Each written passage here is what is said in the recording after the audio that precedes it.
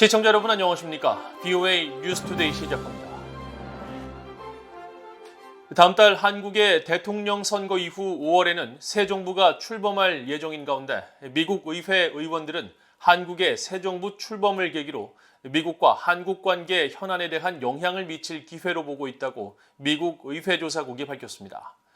또 최근 한국 내 표현의 자유와 관련해 시민적 권리 실태에 대한 미국 의원들의 관심이 커졌다는 데 주목했습니다. 첫 소식 이주훈 기자가 보도합니다.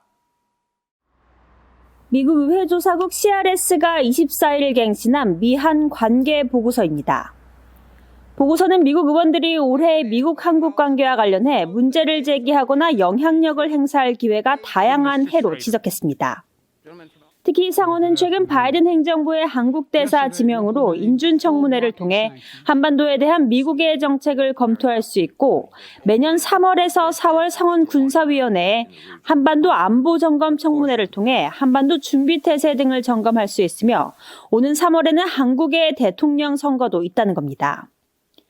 보고서는 특히 3월 선거 이후 오는 5월 한국의 새 정부 출범에 주목하면서 미국 의원들은 한국의 새 대통령과 새 정부팀에 조기에 접촉하는 것이 대북 정책 다음 단계와 인도태평양 영내 접근법과 관련해 협력할 기회를 제공할 것이라고 강조했습니다.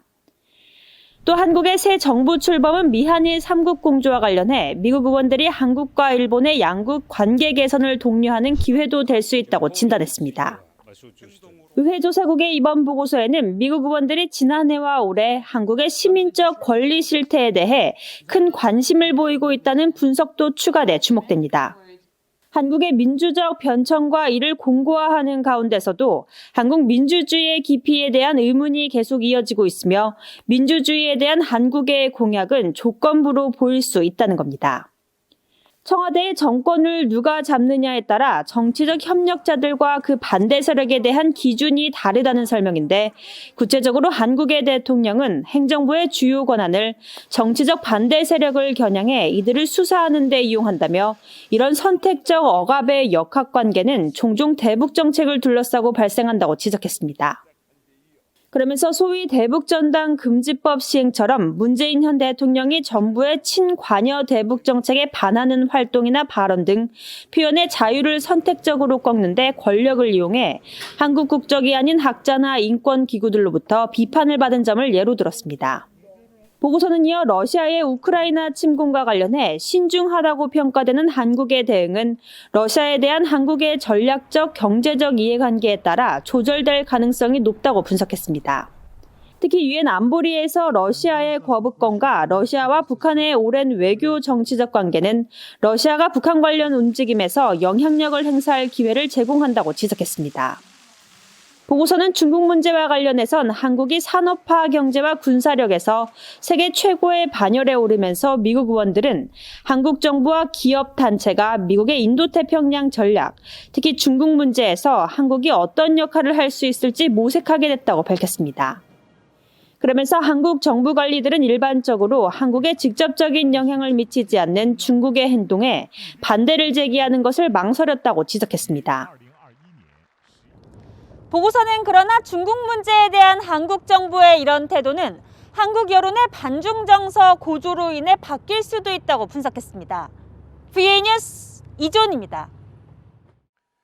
웬디 셔먼 미국 국무부 부장관이 최종건 한국 외교부 1차관과 전화통화를 갖고 러시아의 우크라이나 침공 사태 등 현안을 논의했습니다. 국무부는 24일 보도자료를 통해 이날 셔먼 부장관과 최 차관이 러시아의 명분과 정당성이 없는 우크라이나 공격을 논의했으며 셔먼 부장관이 푸틴 대통령의 계획적인 전쟁은 우크라이나와 국제사회의 평화와 안전에 대한 불필요한 침략 행위라고 지적했다고 밝혔습니다. 이어 재앙적 수준의 인명 손실과 고통을 불러올 러시아의 행동에 책임을 묻기 위해 단결되고 단호하게 대응하는 것이 중요하다고 강조했다고 전했습니다. 한국 외교부도 보도자료를 통해 양측은 러시아의 우크라이나 무력 침공을 강력히 규탄하고 즉각 중단할 것을 촉구했으며 최 차관은 한국 정부가 국제사회의 책임 있는 일원으로서 사태의 평화적 해결을 위해 경제 제재를 포함한 국제사회의 대응 노력에 적극 동참하겠다는 입장을 전달했다고 밝혔습니다. 러시아의 우크라이나 침공 사태가 이어지는 가운데 미국 국방부는 한국에 대한 방위 공약을 매우 분명히 해왔으며 영내 평화와 안전을 위한 약속을 강조해왔다고 밝혔습니다.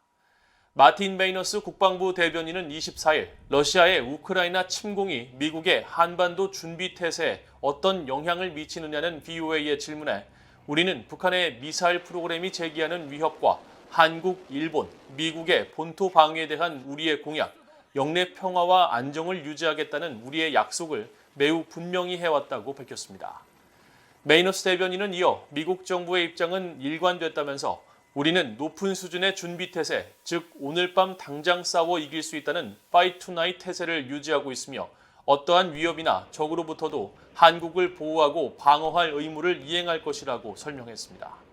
또 우크라이나 상황을 지켜보고 있는 북한이 판단착오로 주한미군을 공격할 가능성에 대비하고 있느냐는 질문에는 작전 보완상의 이유를 들며 답변하지 않았습니다.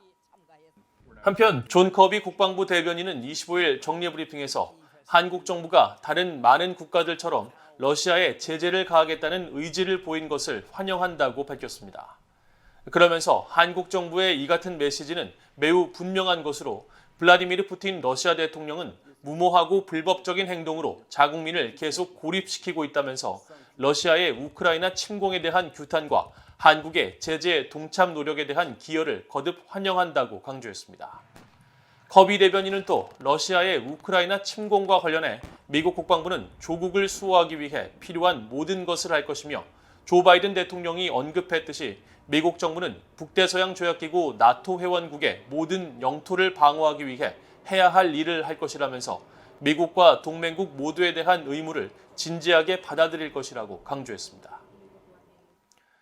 북한 당국에 의해 장기간 억류됐다가 혼수 상태로 송환된 뒤 숨진 미국인 대학생 오토 원비어의 어머니가 북한에 억류된 한국인 6명의 안전에 대해 심각한 우려를 나타냈습니다.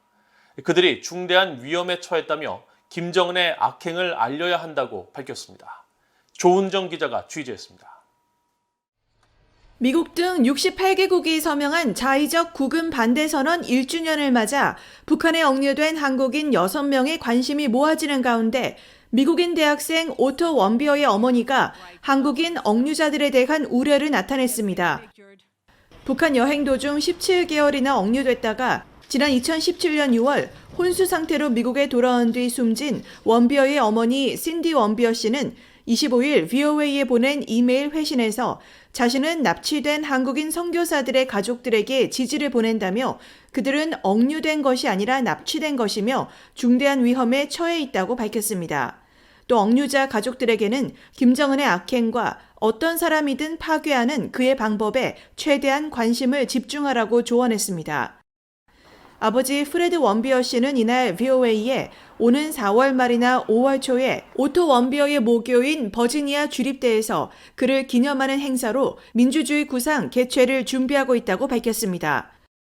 앞서 신디 원비어 씨는 지난 2020년 워싱턴의 민간단체 북한인권위원회가 아들의 사망 3주기를 맞아 주최한 웨비나에서 북한 인권운동에 적극 나설 것이라고 밝힌 바 있습니다. The only thing we would do probably is do more traveling to try to help more people. We go to South Korea and Japan, try to lend our face to their cause so that more Americans realize that it's not just Otto, that they've taken Japanese and South Koreans and all over the world. 이런 가운데 미국 정부 산하 독립기구인 국제종교자유위원회는 지난 23일 VOA에 북한의 한국인 억류와 관련해 북한 정부의 자국 내 기독교인들과 한국인 선교사들에 대한 박해를 강력히 규탄한다고 밝혔습니다. 서울 UN 인권사무소 역시 VOA에 북한 당국의 억류 한국인들에 대한 정보 제공 거부는 고문과 노예화 등 학대를 뜻할 수 있다고 우려했습니다. 북한 당국에 의해 장기간 억류된 한국인들은 모두 6명입니다. 2013년 미립북 혐의로 체포된 김정욱 선교사는 9년째, 김국기 선교사와 최충길 선교사는 8년째 억류 상태로 이들 모두 무기노동 교화형을 선고받았습니다.